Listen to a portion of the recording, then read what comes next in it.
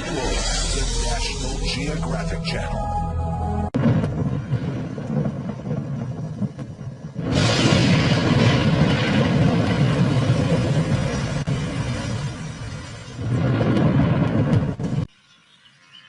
These are the risk takers.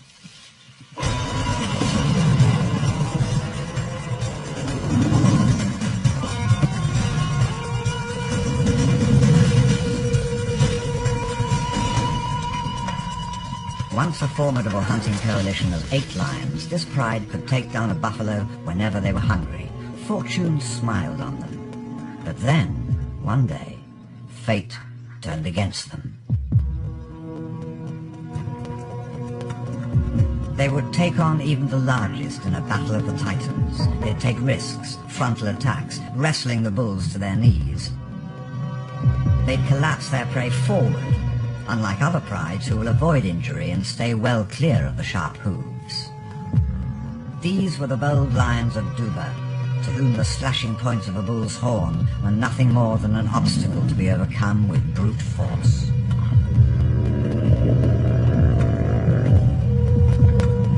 Their raids on this buffalo country were like medieval duels, in which they seemed invincible, and the injuries took their toll.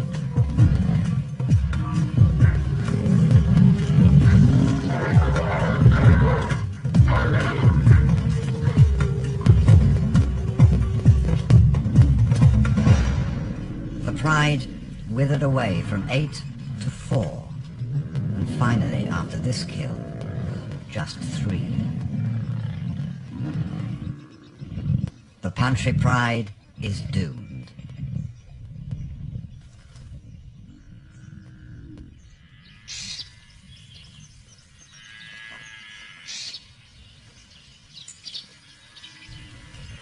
By contrast, the buffalo are steadily building in strength. Within this seemingly chaotic mass is a surprising, almost military organization. Kinship groups, like small regiments making up brigades, in their clans and herds. As they hone their weapons against trees and shrubs, they signal their aggression.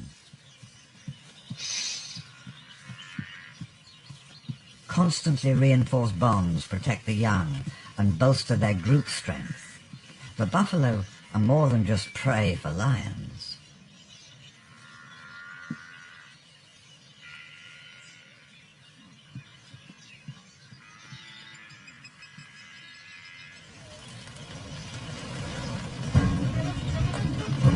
Sarah, in action again, coordinated and working as a unit to fell a young cow.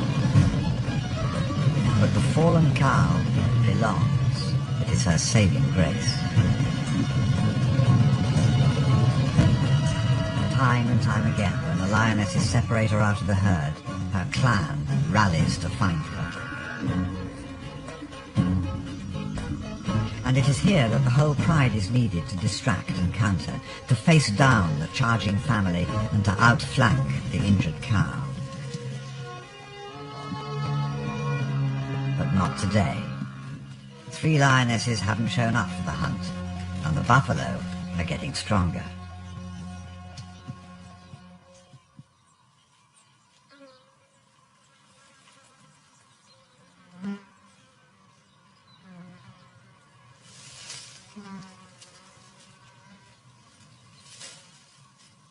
The skimmer pride, hungry again on the northern bank and with nothing to do.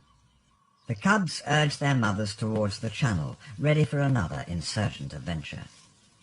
The mothers take the bait, even though they're wary of alerting the resting sorrow lionesses.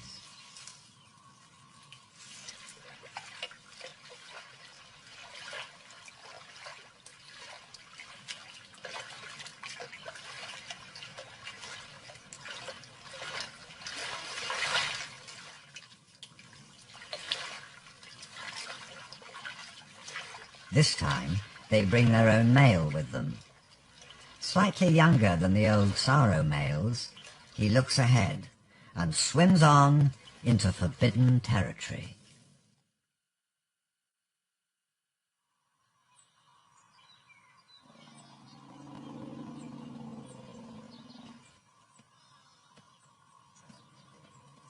Now, in the tense world of a forbidden land, on the wrong side of the river, the skimmer cubs are intrigued by anything that moves. It's an exciting and prohibited world for them. Their mothers let the teenagers experiment with the porcupine.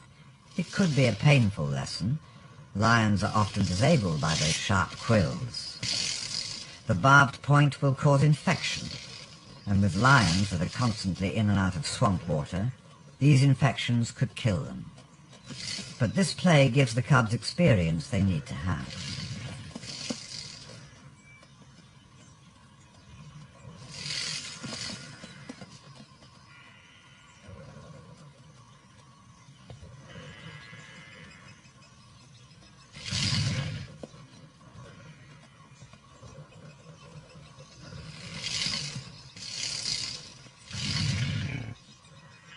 Perhaps this is the day for teaching the cubs about life, even though it is a strange place to do it.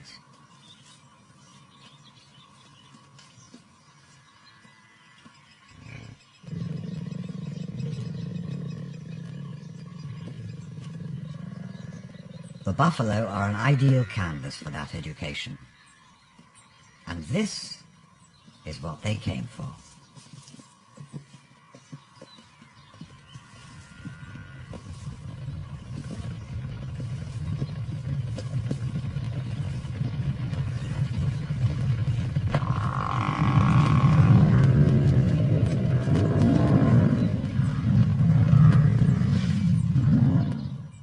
Sound carries forever here, especially to ears attuned to the one prey species they know well and the one signal of distress they know intimately. The cow is an easy target, but the herd has been emboldened by a wave of successes in seeing off such attackers. With each success, they develop more confidence.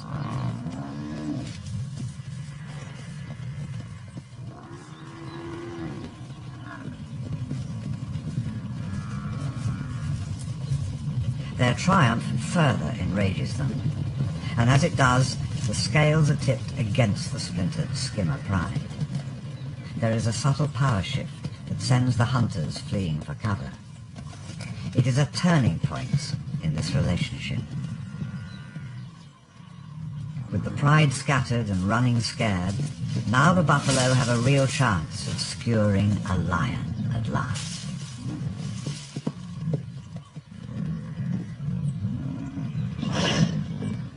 It turns into a chaotic scramble for safety for the surprised young lions.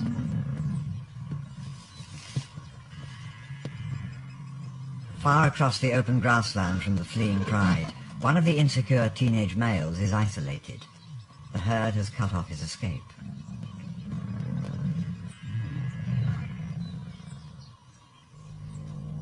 The Zaro pride has heard the commotion. They're here.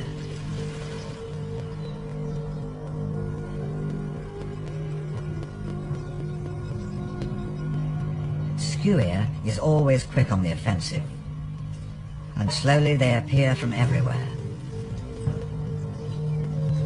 Now they are united.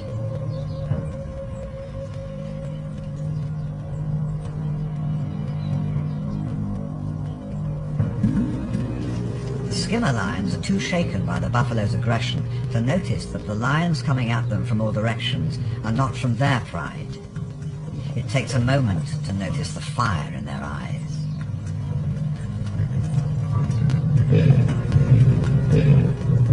The skimmer pride has no heart for a fight.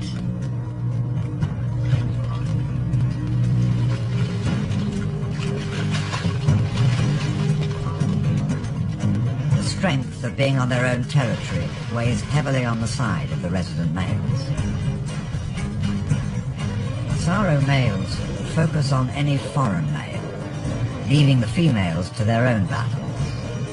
This is male business now, 1-on-1, or if possible, 2-on-1.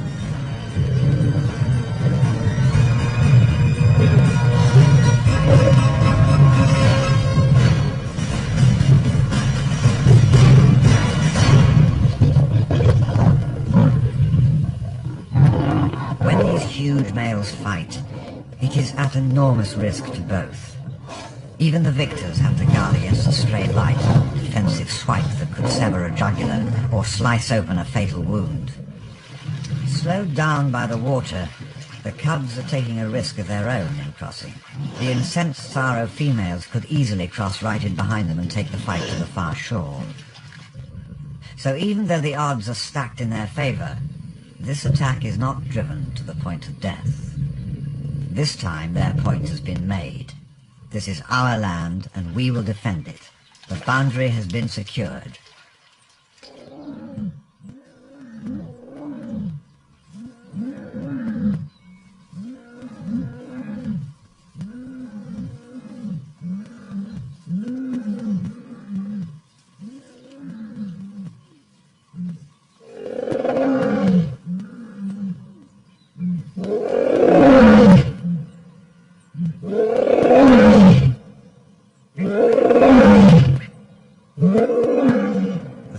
Pride's aggressive defense is extreme because at last they have a new set of cuts to defend. Hunters by nature, they seem to know what they are born to. Their play is a dress rehearsal for what will one day not be a game.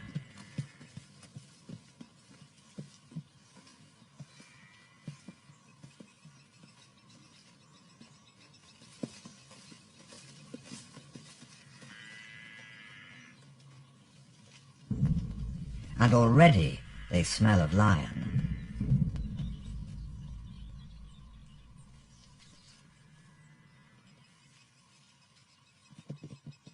It is a scent that drives the lead bulls wild.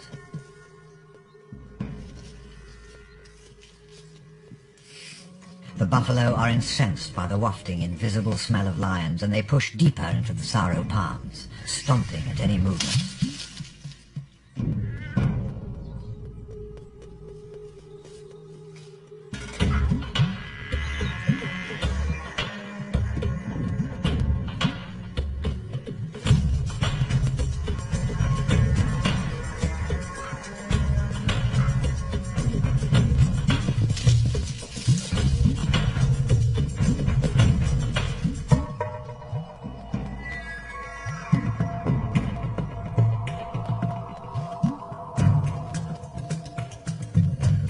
The twin mothers have arrived, drawn back to their cubs by the weight of the milk they carry, and when they see the chaos around them, the low growls of displeasure begin.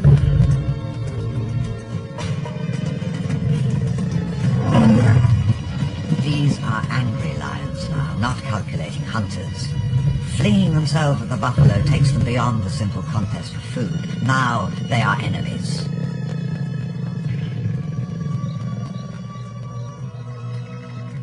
When their thrusts are countered, the scales are tipped in the delicate confidence game that drives everything in nature.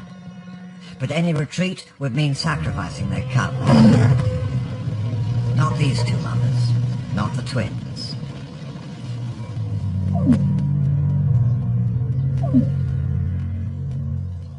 But when the mothers check for their cubs among the palms, nothing but a disturbing silence greets them.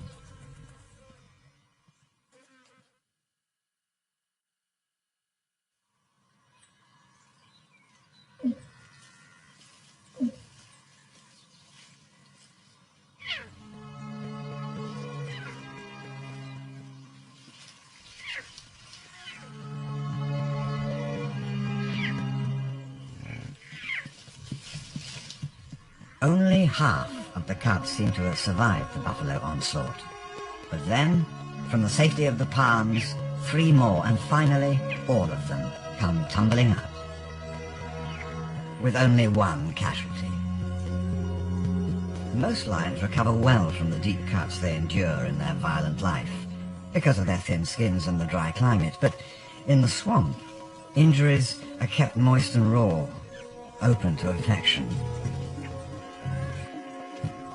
The twins decide as one to move the litter away from the aggressive herd of buffalo. For the injured cub, this may be the worst time to have to go on a long march, especially when the only way ahead is through water.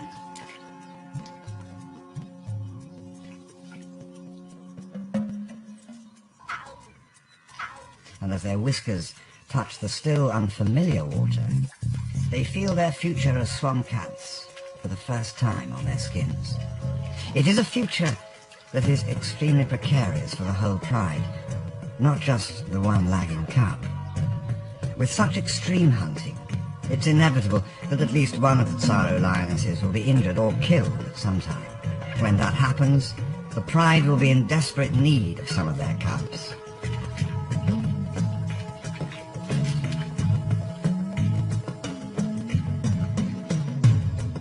It is essential that they keep the hunting numbers at the ideal 8 or 9 lionesses. This, then, is a precious cargo.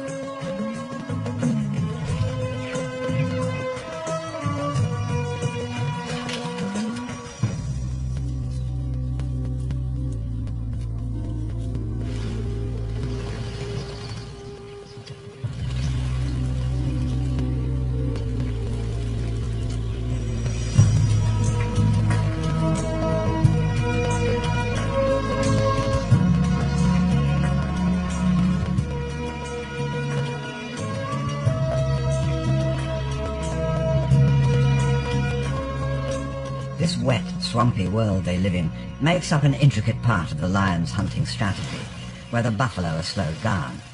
But it also wears out the lions. Both they and their prey are more vulnerable in the swamp.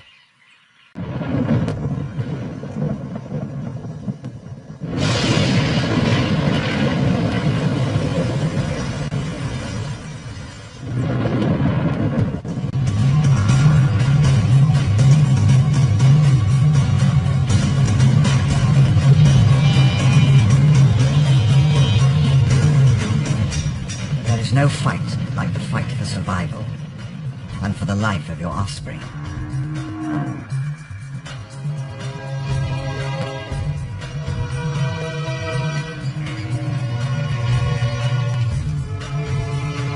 But these lions will not accept failure. A charging buffalo doesn't strike fear in their hearts. It spurs them into a deadly game of attack and counterattack, thrust and parry, a relentless duel.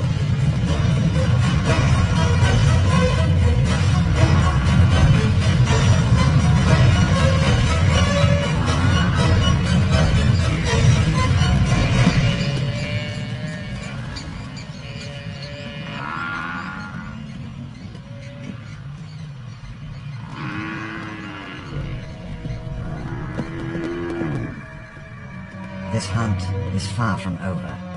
Blood has been tasted, and like some invisible thread, it will lead them back to the injured calf time and time again, day after day after day.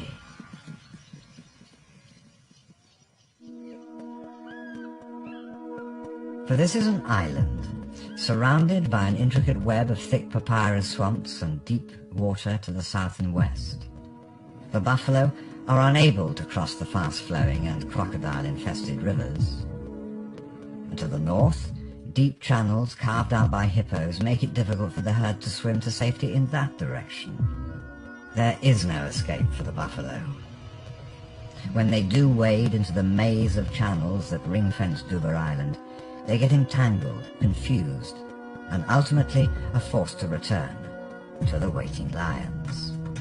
So what to us may seem a watery paradise is for the buffalo a deadly confinement, shrinking during the seasonal floods before drying out to a faded savanna where two great warriors rule. The males of the Tsaro pride.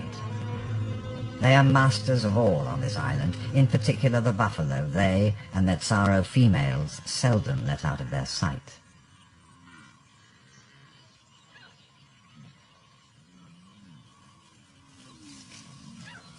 There is a significant new addition to the pride.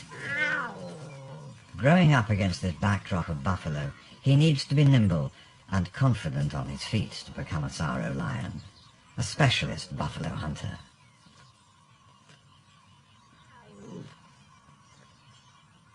Because lions are cooperative killers, he must also learn how to be part of the pride and obey the harsh rules that govern it.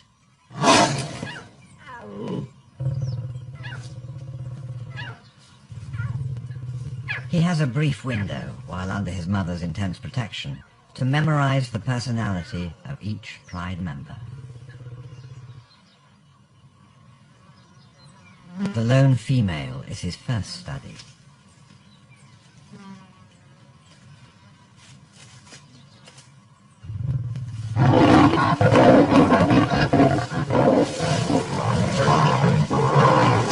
The mother's explosive defense only increases the tension in the pride and sets in motion a further and ominous isolation of the old female.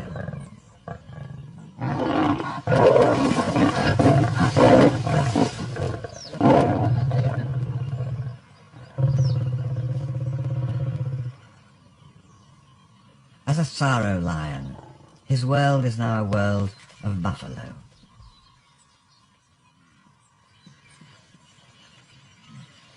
Slowly, the clicking horns and occasional bellows will become as common to his ears as the sound of floodwaters rippling on the sand. Each day brings him closer to the time when he'll be ready to propel himself into the midst of the herd, unflinchingly throwing himself, just like his mother does, against the terrifying wall of horns.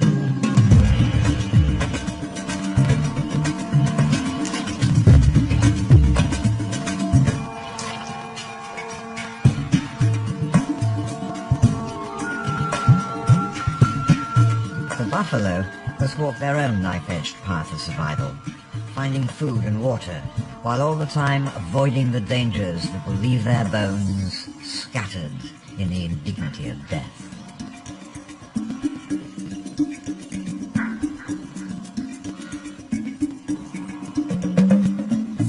The buffalo are crossing back into his mother's territory. She has anticipated the path of the herd's return perfectly.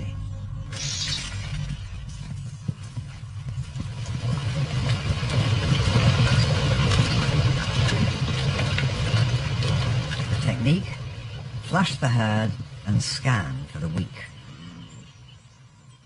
This time she is alone, but she knows the gifts of this summer season, the newborn calves.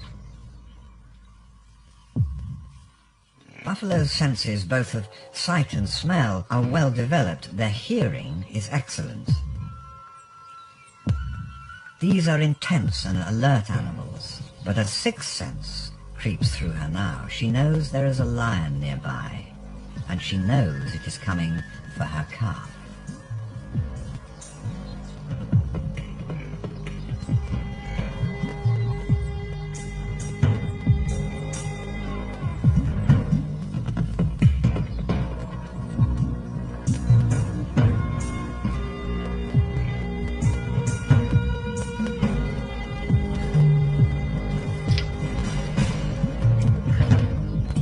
All cats have an instinctive fear of water, but when the mother leads her day-old calf into the swamp, the sorrow lioness doesn't hesitate to follow.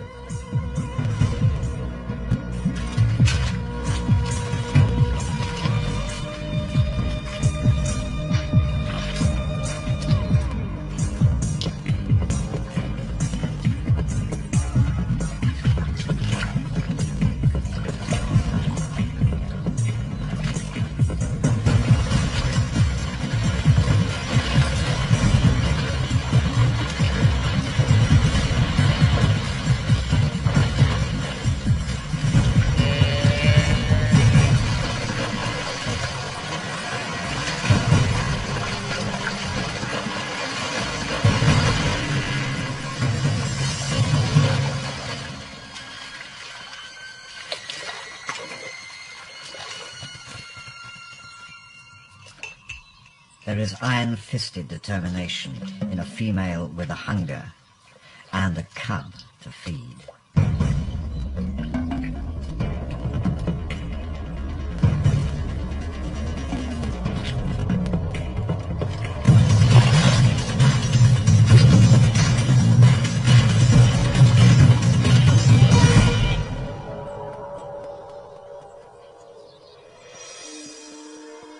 It is the trade-off that Africa must make from time to time. Under the lion's inescapable surveillance, it is a constant effort just to survive. So each precious life that slips into existence in this game of life and death is a victory against the sentinels that scan the bushes for any sign of opportunity. Every delicate first step silently bolsters the herd against their decline under the relentless onslaughts they endure.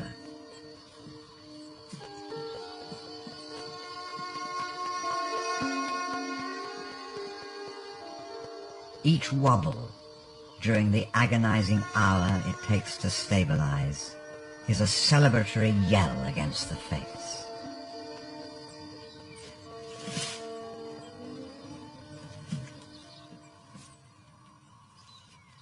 And each successful birth is a tiny contract that keeps the system alive. The synchrony of births overwhelms the Tsaro pride with a flood of calves that outdoes their capacity to kill all the newborn. They're limited to what they can eat today, one calf at a time.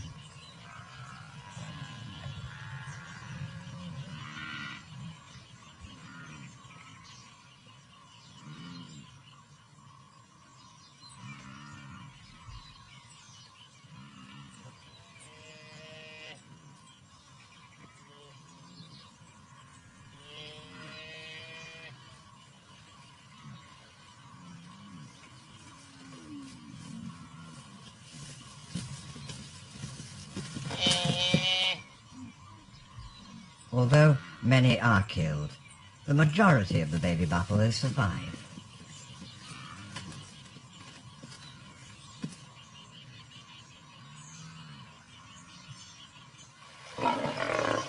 As the buffalo start to move, the lions of the Tsaro pride feel their pangs of hunger begin to stir.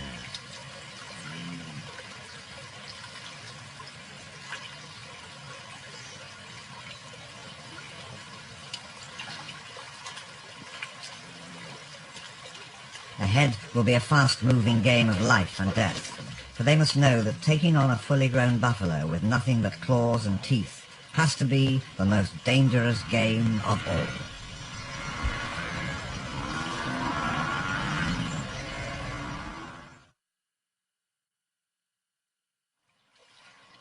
On this unique Okavanga island, with its one herd of buffalo and 3 prides of lions, one would expect the nights to be filled with blood-curdling bellows.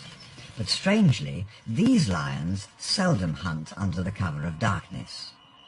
So night-time is the herd's chance to slip away to the far side of the island, or even across the river if they can. The lion's diligence has kept the herd contained within the Tsaro territory for weeks. While there has been a feast on this side of the channel, there has been a famine on the other. The lions to the north, the skimmer pride, has been without food for too long, and now their hunger drives them through the water.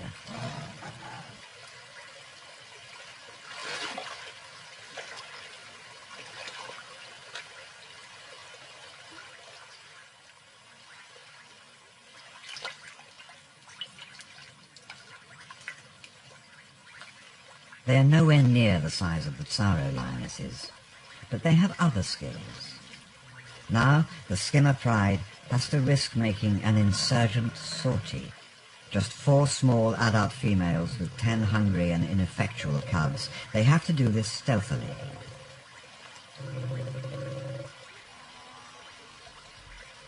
They are taking a huge risk. If they panic the herd too early, the Tsaro females are bound to hear the chase and react. Too vigorous an attack, and the cubs could fall underfoot of a stampede.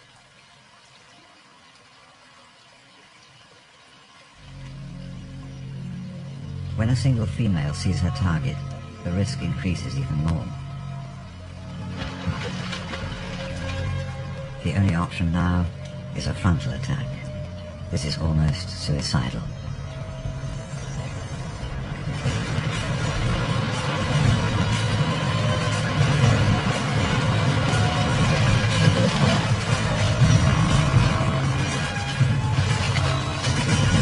Incredibly, she fells an adult cow buffalo unaided.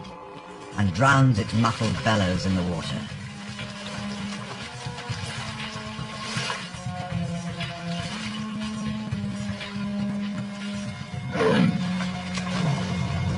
Their desperation sees off any intruders.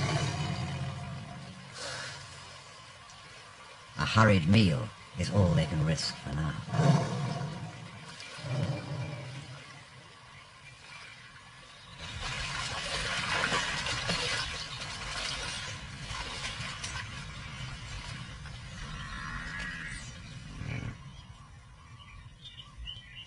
To the south, the big Tsaro females are ready and waiting.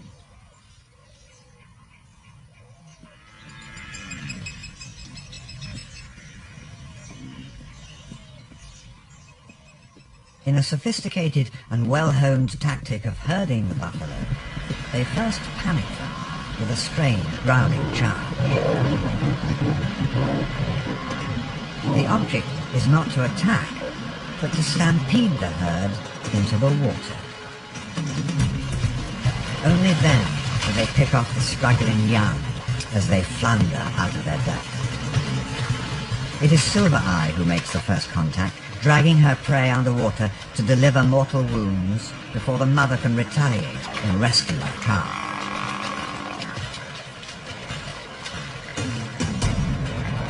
Then the hunt goes into phase 2. Now, like sheepdogs, the lions herd the buffalo together, relentlessly pushing in.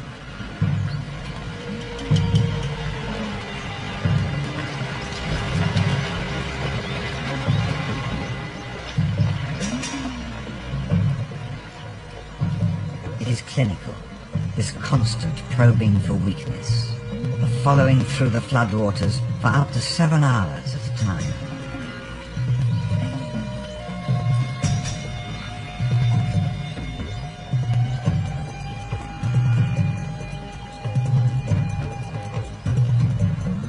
The lone female hangs back for a moment, but the cub is eager to join in, despite its instinctive fear of water. Water is an element that all Tsaro lions must conquer early to become what they are, true swamp cats.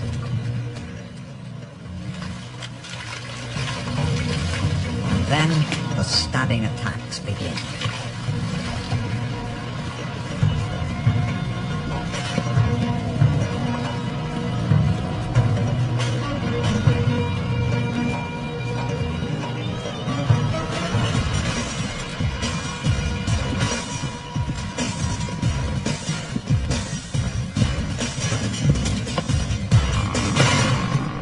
Each attack weakens the spirit of the herd. This is the hunt they were born to.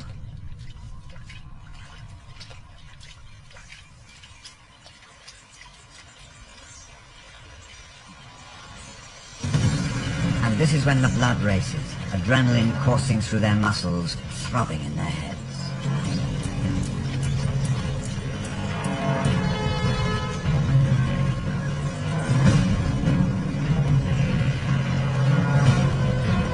The young are jostled between anxious mothers and defensive bulls, and this is what the lions have been waiting for.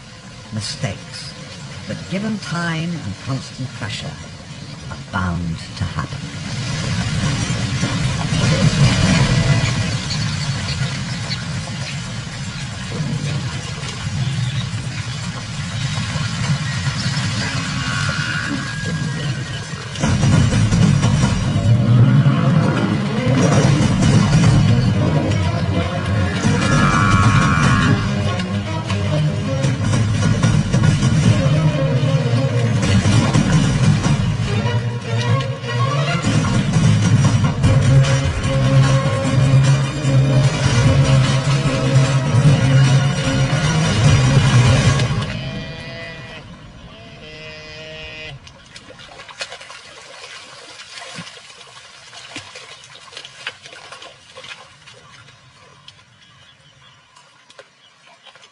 And this is what the masters have been waiting for. Each kill is eagerly observed from a distance.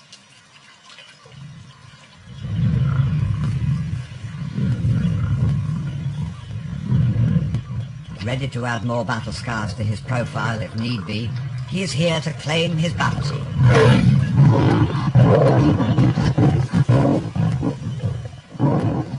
The lionesses have come to accept this unchivalrous behavior. It is their sacrifice for the protection that the males give to the pride. And knowing that the buffalo are about to escape across the river, they continue the hunt.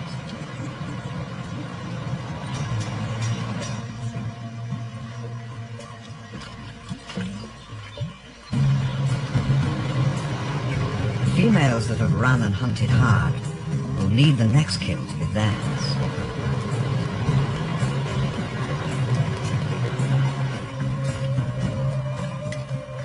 This kill must be large enough to both feed those that stayed back protecting the cub and sustain the lionesses that have been injured in this last attack. For the females, the next hunt had better succeed.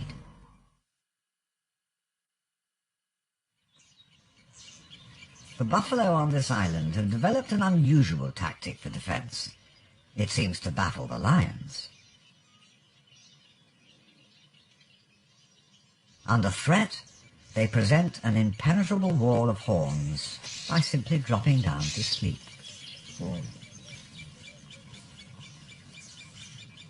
There are just a handful of hyenas on the island.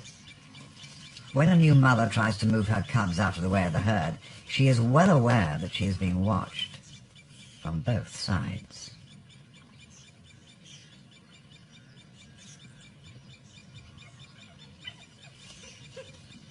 She doesn't want to be caught in the middle of this battle.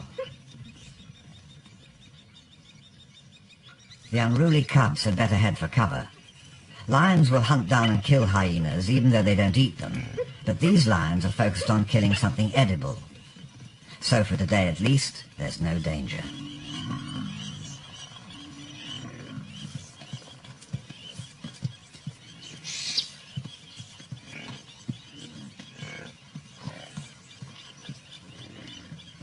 When the herd finally sets off, the lions slip into place. Only half the females are here today. Injuries from the last hunt have taken their toll, and the mother has gone off to search for her missing cub. Expert buffalo hunters that they are, the Tsaro females don't always get it right the first time. The remnants of the pride are hard-pressed to outmaneuver the young male they have selected. Now, the real hunt begins.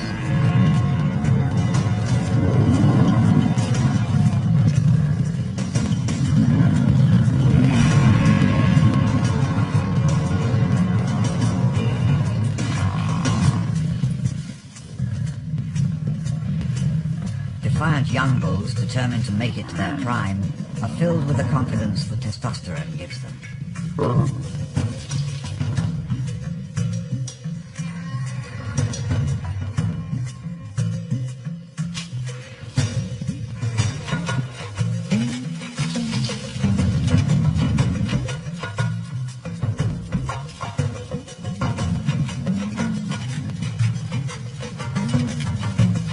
The bull refuses to give ground to this handful of irritating lions.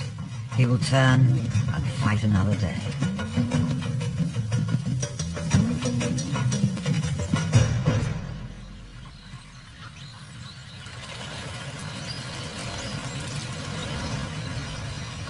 The buffalo are moving east again, out of the Tsaro territory.